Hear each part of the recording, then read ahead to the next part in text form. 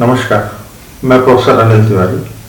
आशा है आप सब लोग स्वस्थ होंगे और सोशल डिस्टेंसिंग का स्ट्रिक्टली पालन कर रहे होंगे।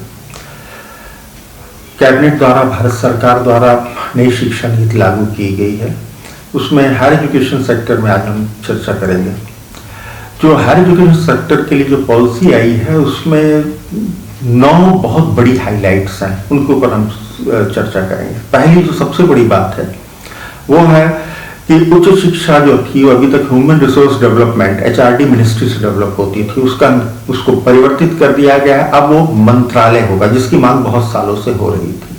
वास्तव में ह्यूमन रिसोर्स डेवलपमेंट जो है वो शिक्षा के अंदर का एक पार्ट है और गवर्नमेंट ने ये किया है, बहुत ही सराहनीय कदम है। दूसरा, उन्होंने अब एजुकेशन के जो यूनिवर्सिटीज थी, कॉलेजेस थे, उनका पैटर्न बिल्कुल बदल दिया है। अभी तक देश में 800 यूनिवर्सिटी, 40,000 कॉलेजेस हैं। उसमें से 40% तो ऐसी यूनिवर्सिटीज और कॉलेजेस हैं जो सिर्फ एक स्ट्रीम में काम करती हैं, और उसमें से भी 20% ऐसे हैं टोटल इन ऑल में जिसमें कि 100 से कम स्टूडेंट्स हैं, और फैकल्टी नाम मात्र की फैकल्टी, 1 या 2 फैकल्टी है। गवर्नमेंट ने कहा नहीं, अब ऐसा नहीं होगा। 3 टाइप्स के HEIs होंगे, हायर एजुकेशन इंस्टीट्यूट्स होंगे। एक, पहला शोध विश्वविद्यालय, जिसमें रिसर्च को सबसे ज्यादा जोर दिया जाएगा, जो कि इंटरनेशनल लेवल का रिसर्च भी कराएगी, साथ में पीजी कोर्सेज भी चलेंगे, यूजी कोर्सेज भी चलेंगे, कमर्शियल कोर्सेज चलेंगे, टेक्निकल कोर्सेज चलेंगे वो यूनिवर्सिटी के अंदर, और उनको अपने यहाँ ऑन कैंपस स्टूडेंट्स रखने पड़ेंगे। वो यूनिवर्सिटी इस प्रकार की डिजाइन करी जाएगी। टाइप 2 शिक्षण विश्वविद्यालय, जिसमें कि ये कोर्सेज चलेंगे, सारे कोर्सेज चलेंगे, साथ में सर्टिफिकेट कोर्सेज और डिप्लोमा कोर्सेज भी उसमें रन होंगे, और उसकी स्ट्रेंथ भी, सब कुछ ऑन कैंपस होगा, और उसकी स्ट्रेंथ भी 25,000 तक हो सकती है। तीसरे टाइप के जो चीज होंगे वो ऑटोनॉमस कॉलेजेस होंगे। सारा का सारा गवर्नमेंट की प्लानिंग है 2032 तक सब कॉलेजेस ऑटोनॉमस कॉलेजेस हो जाएं। उनको स्वतंत्रता होगी, वो अपने कोर्सेज डिजाइन करें, अपने सिलेबस डिजाइन करें, और साथ में पीजी कोर्सेज रन करें, यूजी कोर्सेज रन करें। इस तरह से इंस्टीट्यूट्स का डिवाइड किया हुआ, ये 3 ही इंस्टीट्यूट सब देश में कार्य करेंगे।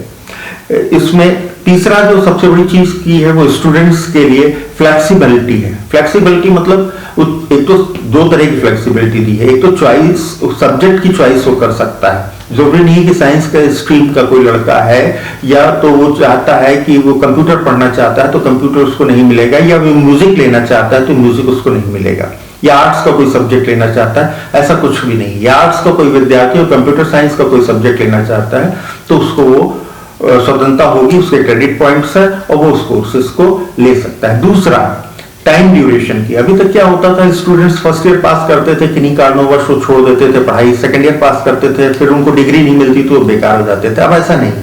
अगर उसने, स्टूडेंट ने फर्स्ट ईयर पास किया है तो उसको सर्टिफिकेट मिलेगा। अगर उसने 2 साल कोर्स कर लिया है तो उसको डिप्लोमा मिलेगा, जो कहीं ना कहीं काम आएगा, और 3 साल कर लिया है तो उसको डिग्री मिलेगी। अगर वो 1 साल और कर लेता है तो ऑनर्स की डिग्री मिलेगी। फिर पीजी उसका 1 साल का हो जाएगा, और पीजी के बाद एमफिल बिल्कुल खत्म कर दिया है गवर्नमेंट ने, ये बहुत बड़ी चीज है। वो पीजी के बाद डायरेक्ट एंटाइटल्ड हो जाएगा रिसर्च के लिए। तो ये फ्लेक्सिबिलिटी का बहुत बड़ा काम किया। चौथा जो है, अभी तक बच्चा 12वीं करने के बाद उसको डिफरेंट एग्जाम्स देने पड़ते थे डिफरेंट कॉलेजेस के लिए। अब ऐसा कुछ नहीं है, उसको सिर्फ एक एग्जाम होगा, नेशनल टेस्टिंग एजेंसी के द्वारा होगा, NTA बनाई जाएगी, जिससे एक एग्जाम होगा और वो छात्र वो अपना एडमिशन कहीं भी ले सकता है। बहुत बड़ी चीज है, बहुत अच्छा है। इसी के साथ स्टूडेंट्स को हायर एजुकेशन में पढ़ने में आर्थिक परेशानियों का सामना करना पड़ता था, तो उसके लिए गवर्नमेंट ने क्या किया है कि नेशनल स्कॉलरशिप फंड बनाया है। जो फंड स्कॉलरशिप पहले से मिल रही वो ऑलरेडी मिलेगी, लेकिन नेशनल स्कॉलरशिप फंड जो है ये हायर एजुकेशन को प्रोवाइड करेगा। वो स्टूडेंट्स को फीस से लेके लॉजिंग, बोर्डिंग, कन्वेंस से लेके वो सारे का सारा उनको सपोर्ट दिएगा। ये भी बहुत बड़ा अचीवमेंट है।